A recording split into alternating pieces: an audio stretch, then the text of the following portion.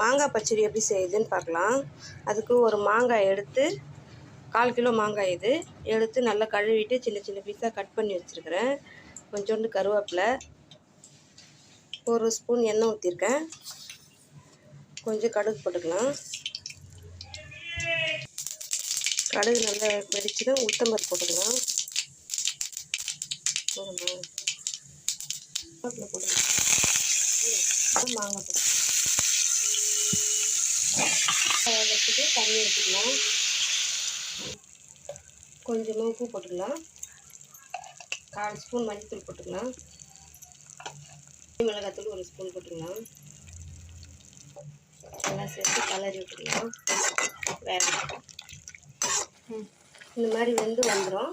வெந்து வந்தோடனே நம்ம 200 கிராம் வெல்லம் வச்சுருக்கோம், அதை போட்டுடலாம். 200 கிராம் வெல்லம் வச்சுருக்கேன், நம்ம இப்போ அதை போட்டுடலாம். இது நல்லா கலரினே இருக்கணும். கலரினே இருந்து சிம்லேயே வைக்கணும். சிம்மில் வச்சு கலரினே இருக்கணும்.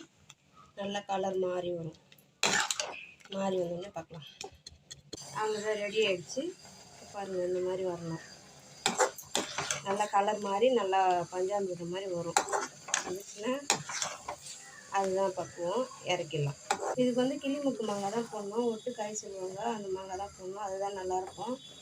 இதே மாதிரி செஞ்சு சாப்பிட்டு பாருங்கள். செஞ்சு சாப்பிட்டு பார்த்துட்டு எப்படி இருக்குன்னு கமெண்ட் பண்ணுங்கள், ஷேர் பண்ணுங்கள், சப்போர்ட் பண்ணுங்கள். நன்றி.